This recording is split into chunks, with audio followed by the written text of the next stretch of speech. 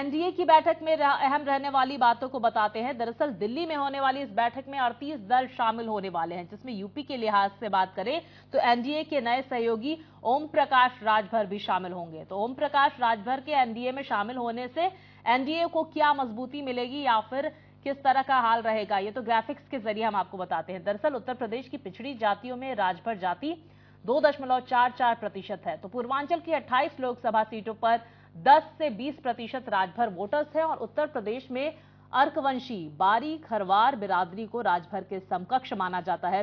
पश्चिमी और मध्य उत्तर प्रदेश में अर्कवंशी जाति के अच्छी खासी संख्या में वोटर्स हैं। ऐसे में राजभर का साथ बीजेपी को बड़ा फायदा पहुंचा सकता है। तो देखिए, ये एनडीए की बैठक और ओपी राजभर के जुड़ने से उत्तर प्रदेश में बीजेपी और मजबूत होगी। इस बैठक को लेकर ओम प्रकाश राजभर ने क्या कहा, जरा ये भी सुनिए। देखिए, अब देश की राजनीति में अब लड़ाई नाम की कोई चीज नहीं रह गई। अब यूपी में ही अगर देखिए 80 सीटें हैं, 80 सीटों की अगर हम बात करें तो विपक्ष कहां जीतेगा। 80 की 80 सीटें एनडीए के खाते में। अब एक तो हम तो समझते हैं कि चुनाव एक फॉर्मेलिटी रह गई है। चुनाव एक फॉर्मेलिटी है, विपक्ष चाहे जितना चिल्ला ले, कुछ होने वाला नहीं है। और इन दोनों ही महत्वपूर्ण बैठक पर विस्तार से जानकारी देने के लिए मेरे दो सहयोगी हमारे साथ जुड़ गए हैं। हमारे साथ दिल्ली से सार्थक जुड़ गए हैं, साथ ही निकिता हमारे साथ लखनऊ से जुड़ गई हैं। सबसे पहले सार्थक, मैं आपके पास आना चाहूंगी। तो देखिए, एनडीए और पीडीए की ये महत्वपूर्ण बैठक, एक तरफ सरकार, केंद्र सरकार की तरफ से शक्ति प्रदर्शन किया जाएगा बीजेपी की तरफ से, तो वहीं दूसरी तरफ विपक्ष शक्ति प्रदर्शन करेगा। जून की जो मीटिंग थी विपक्ष की, वो तो वहां पर फिलहाल सहमति नहीं बनी, लेकिन क्या लगता है इस बार आज जो विपक्ष की मीटिंग होने वाली है, ये महाबैठक, इस पर क्या मिनिमम प्रोग्राम पर सहमति बन सकती है? सीटों को के बंटवारे को लेकर सहमति बन सकती है क्या? ये जो बैठक है, ये अपने आप में बहुत बड़ी है और इसका एक बहुत बड़ा संदेश विपक्ष के लिए भी है।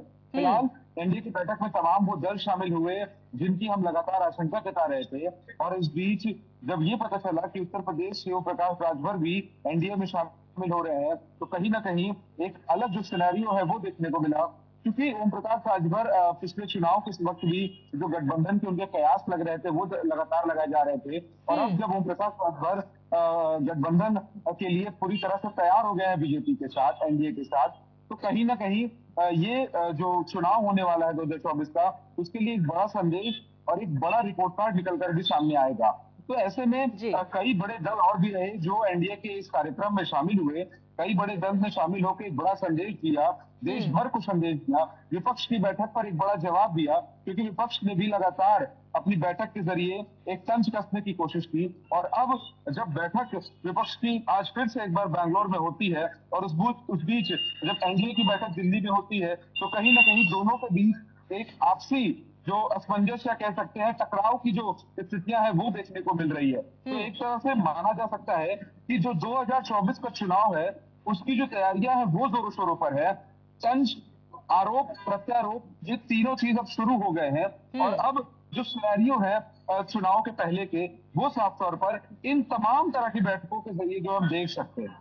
बिल्कुल सार्थक, आप बने रहिए हमारे साथ। निकिता भी हमारे साथ बनी हुई हैं। निकिता, देखिए, जिस तरह से जिक्र किया सार्थक ने ओपी राजभर के एनडीए से जुड़ने का, बहुत प्रॉफिट भी हो सकता है एनडीए को, लेकिन देखिए दूसरी तरफ पीडीए की बैठक की बात करें तो अखिलेश यादव वहां पर पहुंचे हुए हैं। तो उत्तर प्रदेश की देखिए बेहद महत्वपूर्ण भूमिका होती है लोकसभा चुनाव में। ऐसे में तमाम नेताओं की तरफ से आज शक्ति प्रदर्शन जो है वो बेंगलुरु में तो किया ही जाएगा, साथ ही साथ दिल्ली में भी तस्वीरें दिखेंगी।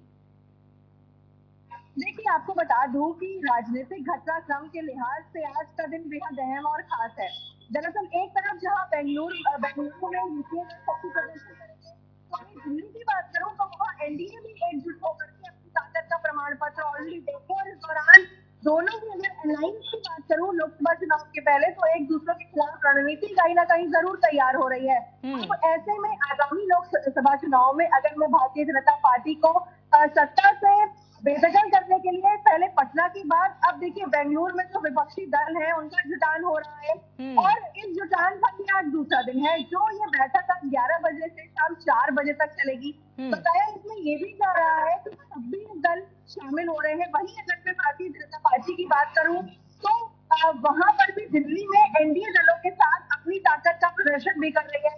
विपक्ष कमजोर करने की जो रणनीति है इस पर भी बात हो रही है। इसके अलावा इस बैठक में कई पुराने दलों की वापसी भी हो सकती है और एनडीए की इस बैठक में 38 दल शामिल होंगे और इसमें जितने भी दल शामिल होंगे, अब देखिए कल कितने बड़े बड़े चेंजेस हुए हैं। जिस तरीके से दारा सिंह ने वापसी की है भारतीय जनता पार्टी में, जिस तरीके से अलायंस हुआ है, अगर मैं ओपी राजभर की बात करूं तो फिर वो भी वापस आ गए बीजेपी में। पूर्वांचल के काफी स्ट्रॉन्ग बता रहे हैं, हालांकि वो ये भी कह रहे हैं कि वो अपने सिंबल पर चुनाव लड़ना चाहते हैं। तो ये एक जो घमासान चल रहा है, विपक्ष कटाक्ष और ये सब लोकसभा चुनाव के पहले आम बात हो गई है। फिलहाल आज सीटों पर भी बात हो सकती है कि क्या कुछ रणनीति तैयार होगी, क्योंकि बीजेपी लगातार समाजवादी पार्टी जो अपना नारेबाजी कर रही है भारतीय जनता पार्टी को लेकर के, बीजेपी हटाओ, अस्सी हटाओ, तो इन सब पे आज कहीं ना कहीं रोड मैप और रणनीति जरूर तैयार होगी। क्योंकि